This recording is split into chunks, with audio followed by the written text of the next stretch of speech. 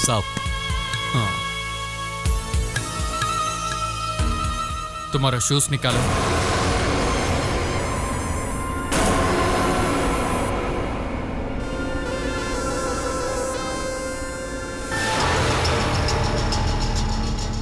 तुम्हारा शूज उतारो। हे, निकालो। हे, उल्टा करो। उसका पीछे दिखाओ।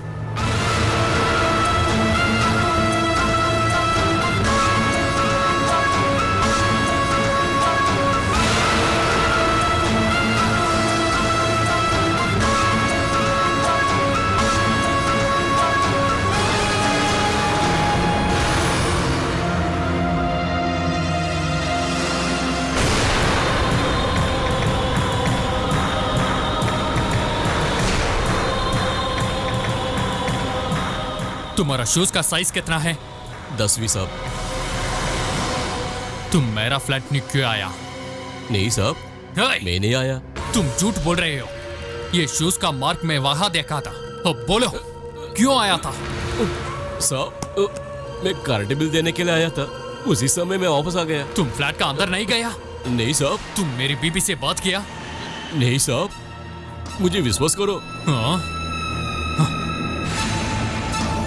कुछ भी देना है तो मेरा हाथ में देने का। हाँ? और दोबारा मेरा फ्लैट के सामने मत जाने का। समझ गया? और तो साहब, ठीक है साहब।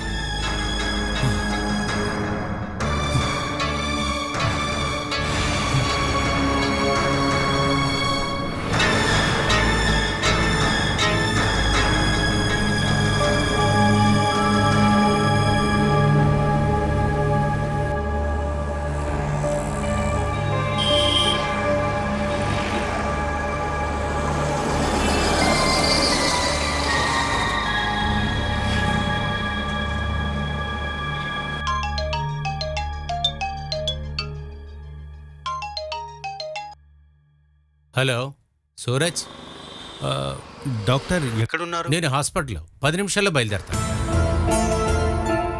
నేనిప్పుడు అర్జెంటుగా మిమ్మల్ని కలవాలి. దానికే ఉంది, ఇక్కడికే రండి. అక్కడొద్దు డాక్టర్, నేను మీతో మాట్లాడి ఒక ముఖ్యమైన విషయంలో డెసిషన్ తీసుకోవాలి. ఓకే, ఎక్కడికి రావాలో నేను 5 మినిట్స్లో చెప్తాను. Okay doctor.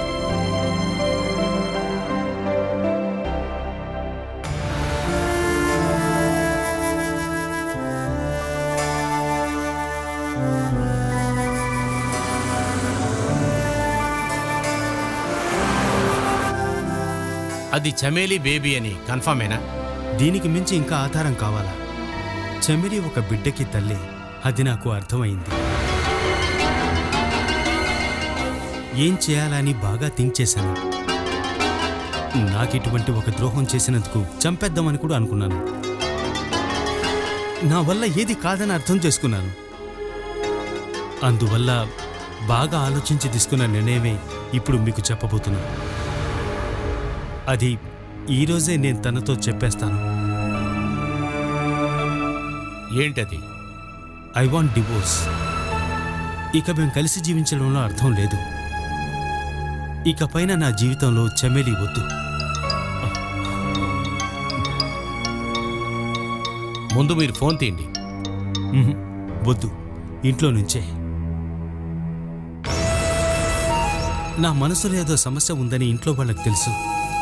అందుకే ఎప్పుడూ కాల్ చేస్తూనే ఉంటుంది. నా నిర్ణయం కరెక్టేనా డాక్టర్? ఇది కాకుండా నాకు వేరే దారి తెలియడం లేదు. ఈ విషయంలో ఏ అడ్వైసు నేను ఇవ్వలేను. ఒకటి, మీరు నిజం ఒప్పుకొని కలిసి బ్రతకాలి. లేకపోతే నిజం ఒప్పుకోకుండా విడిపోవటమే. ఇందులో రెండో దాన్ని మీరు చూజ్ చేశారు. మనసు ఎంతో గొప్పదైతే మాత్రమే మొదటిదాన్ని మనం ఒప్పుకోగలం. ఇక చేయవలసిన పనేంటంటే మనం గొడవాడకుండా విడిపోవటమే.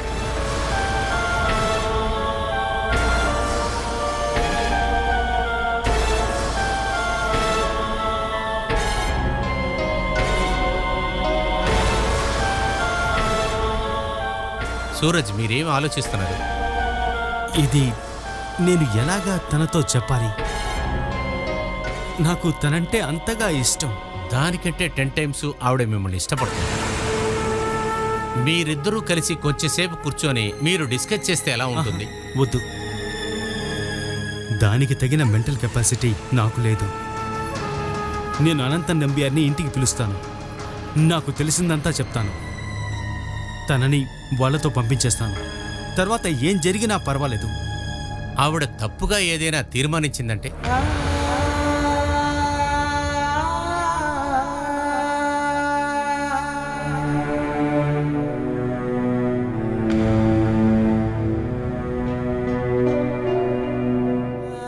సూరజ్ ఏమీ చెప్పలేదే.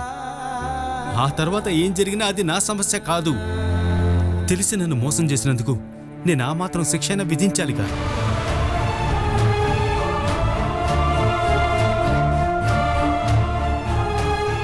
ఇకపైన దీని గురించి మాట్లాడడానికేం లేదు. నా నిర్ణయం ప్రకారమే అంతా జరగాలి.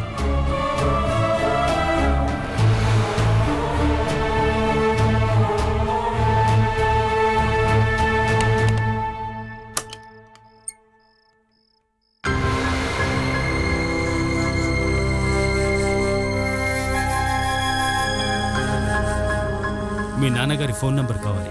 మీ ఫోన్లో ఉంది కదా? అది డిలీట్ అయిపోయింది. అయితే నా ఫోన్ నుంచి చేస్తాను. వద్దు, నేను ల్యాండ్లైన్ నుంచి చేస్తాను. ఏమిటండి ఇంత అర్జెంటు? సీరియస్ మ్యాటర్ అయితే మనమిద్దరం రేపు ఇంటికి వెళదాం. వెళ్ళాలి, వెళ్దాం. దానికి ముందు మీ నాన్న ఇక్కడికి రావాల్సిన అవసరం ఉంది. దానికోసం ఇప్పుడు కాల్ చేస్తున్నా. లే, సస్పెన్స్గా ఉంచిన విషయం మీకు తెలిసిపోయిందా? ఇలా కోపంగా చూడకండి. నేనది మీతో స్వయంగా చెప్పాలని అనుకున్నాను. తెలిసిన తర్వాత ఇక మీ ఇష్టం. నిజానికి మీరే ఈ విషయం మా నాన్నతో చెప్పాలి. నేను నంబర్ ఇస్తాను. 984600. నువ్వెప్పుడొచ్చావు? నువ్వేంటి చెమ్మల్లి కాల్ చేయలేదు? నెంబర్ చెప్పు.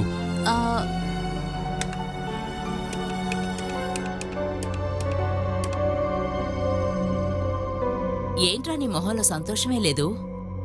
నువ్వు విషయం చెప్పలేదా తల్లి? లేదు, ఆయనకి ఎలాగో తెలిసిపోయింది. ఆ విషయం వాడికి ఎవరు చెప్తారు? ఓ, చెప్పలేదన్న కోపమా? ఉరై, ఇక నీ ఆటలన్నీ కట్టిపెట్టు. నువ్వు తండ్రి కాబోతున్నావు.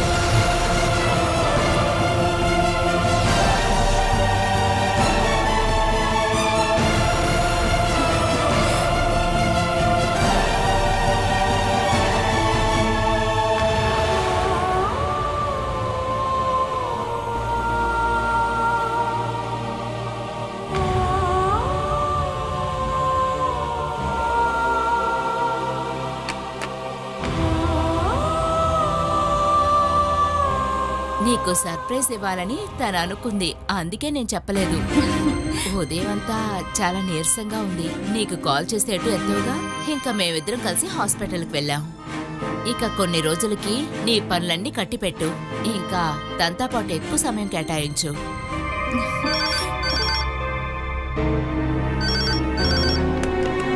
హలో. అవును. ఓ, సూరజ్ కాల్ చేశాడా? బాబు, చెమ్మేలి వాళ్ళ నాన్నగారు ఫోన్ చేశారు. నువ్వు కాల్ చేశావా? అమ్మా, రిసీవర్ని పెట్టే. నువ్వు ఎందుకు కాల్ చేశావు? ఏమీ లేదు, అమ్మ ఫోన్ పెట్టు. హలో, ఇక్కడ ఒక శుభకార్యం ఉంది. అదేమిటో తెలుసా? మీ అమ్మాయి నెల తప్పింది. అవునవును, మీకు కాల్ చేయాలని అనుకుంటూ ఉంది.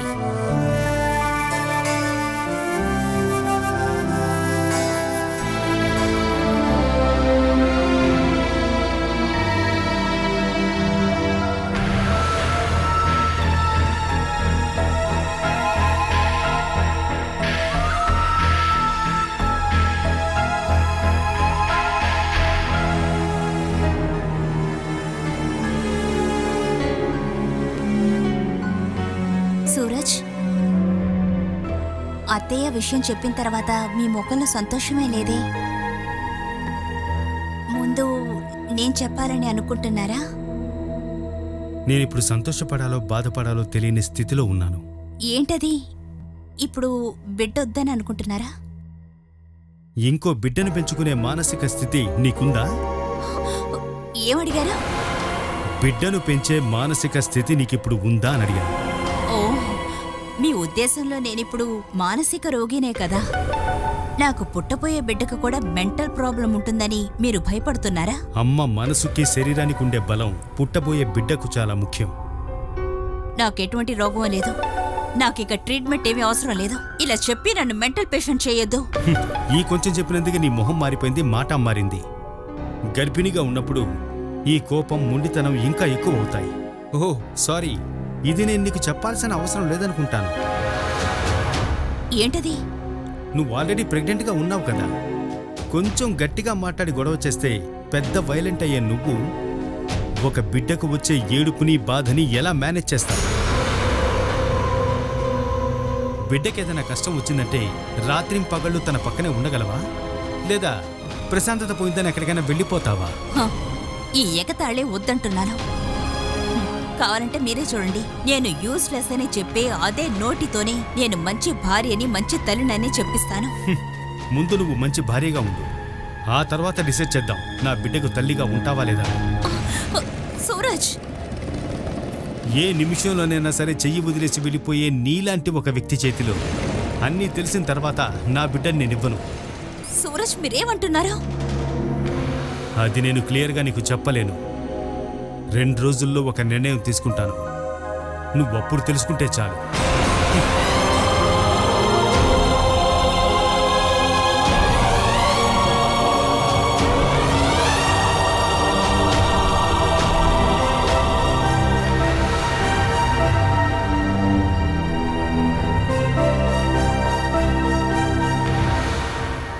చెమ్మేళికి నీరసం తగ్గిందా? హాస్పిటల్ నుంచి వచ్చాక కాస్త మార్పు కనిపిస్తోంది. 2 రోజుల క్రితం మీరు తొందరపడి నిర్ణయం తీసుకున్నారు. అది సూరజ్ అంగీకరించుంటే ఇప్పుడు అందరం బాధపడేవాళ్ళం. సూరజ్ తండ్రి కాబోతున్నాడని తెలిసి ఈ ఇంటికి కూడా ప్రాణం వచ్చినట్టు అనిపిస్తుంది కదండి. విషయం తెలిసిన వెంటనే వాడేమన్నాడు? ఏంటో తెలీదు మరి, మొహంలో అంత సంతోషం లేదు. వాణ్ణ అలాగే సంతోషంగా ఉన్నా బాధగా ఉన్నా బయటికి చూపించుకోడు. చెమేలి విషయంలో సూరజ్ ఎప్పటికి కూడా కోపంలోనే ఉన్నాడని అనిపిస్తోంది. మీరొక్కసారి మాట్లాడొచ్చుగా. అదంతా ఆపేశాను. వాడి కుటుంబం విషయంలో వేరే ఎవరు మాట్లాడకూడదని అన్నది నీకు గుర్తుందిగా. ఇంకా వాడి ముందు తల ఉంచుకొని ఉండటానికి నాకిష్టం లేదు. అసలు వాడు మనసులో ఏముందో నాకైతే అర్థం కావటం లేదు. ఏదేమైనా తండ్రి కాబోతున్నానని తెలిసి ఎవరైనా సంతోషిస్తారు కదా. సంతోషం వాడికి ఉంటుంది, కానీ మన ముందు చూపిడు. కావాలంటే రూమ్లోకి వెళ్ళి చూడు, ఇద్దరు సంతోషంగానే ఉంటారు. తినటానికి ఏమైనా తీసుకురా. సరే.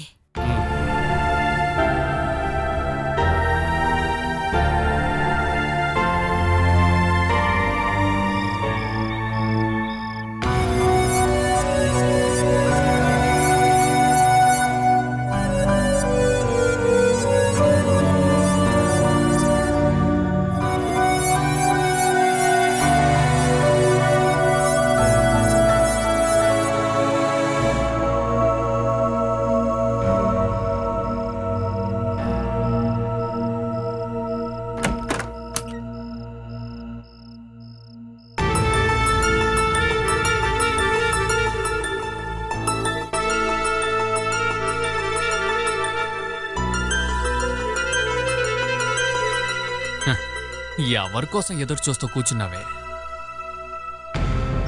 ఒక్కడే ఆగవే. ఆ సెక్యూరిటీకి నీకు సంబంధం ఏంటే?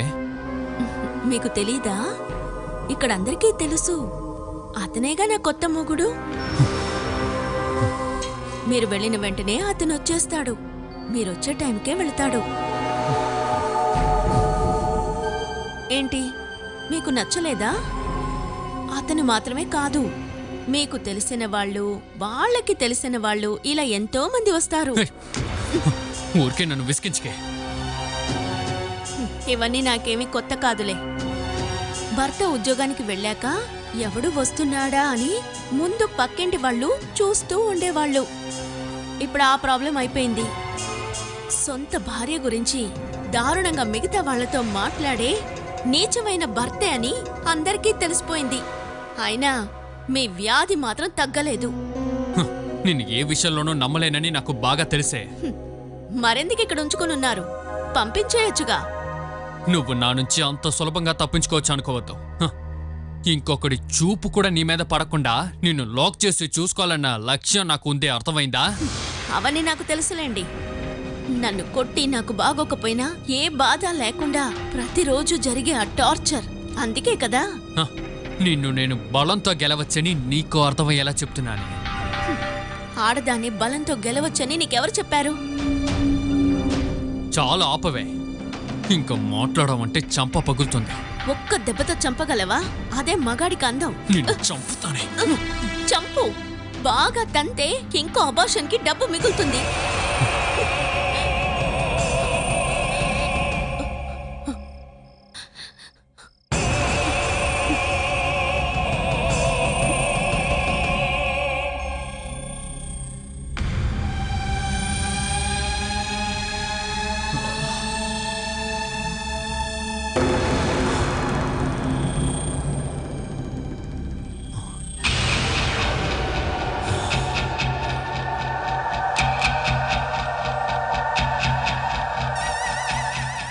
నువ్వేమన్నా? గైనకాలజిస్ట్ దగ్గరికి వెళ్లే ఖర్చు మిగులుతుందన్నాను.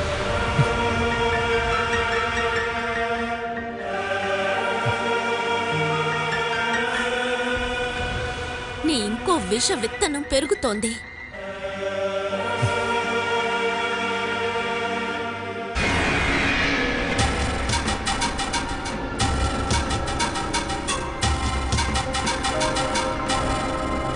అది పక్కింటి వాడిదో, పోస్ట్ మ్యాన్దో, ఎలక్ట్రీషియన్దో, సెక్యూరిటీదో, ఎవరిదంటారో అది మీ ఇష్టం.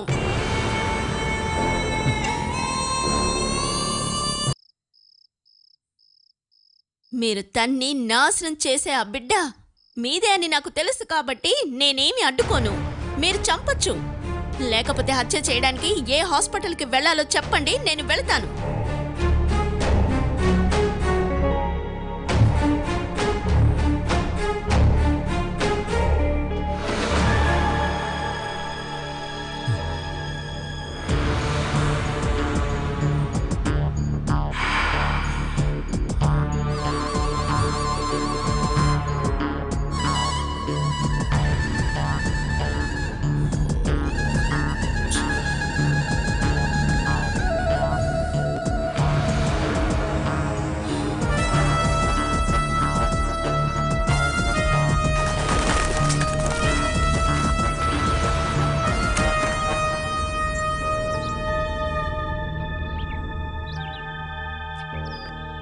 मैम साहब, बालसुधा मैडम को मिलने के लिए कोई आया है। वो कौन है? इंद्रपाल उसको पूछा नहीं? पूछने से पहले वो बालसुधा फ्लैट में गया। अच्छा, देखती हूँ कौन है वो।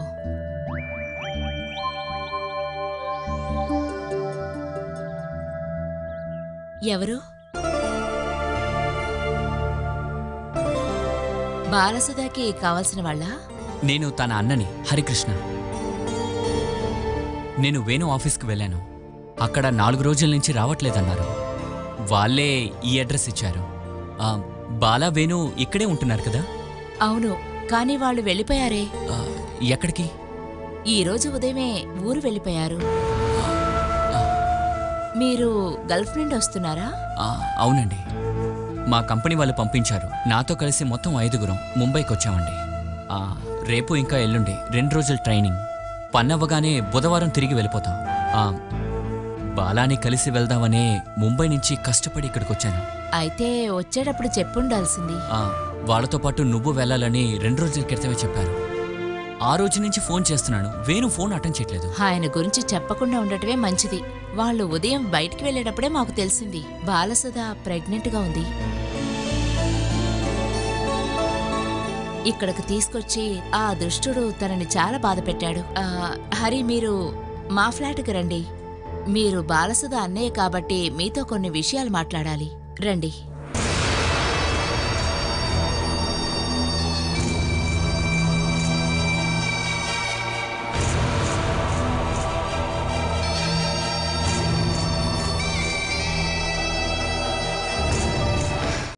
నీది కూడా ఒక మనిషి జన్మే కదమ్మా. నా తలరాత ఇలా ఉంటే ఎవరేం చేయగలరు? ఆ రోజు వాడు నా చేతిలో పెట్టిన కొత్త బట్టల్లాగా నలిగిపోయింది కదమ్మా నీ జీవితం. ఇక మీద వాడు నీతో ఘోరంగా నడుచుకుంటే నువ్వు నాతో చెప్పు. నేను వాణ్ణి అటువంటి ఆలోచన కూడా తప్పని నాకు తెలుసమ్మా. కానీ నీకోసం, నీ ఈ ఘోరమైన పరిస్థితి కోసం నేను దాన్ని చేస్తాను. అటువంటి ఒక మృగం ఈ భూమిలో ఉండకూడదు.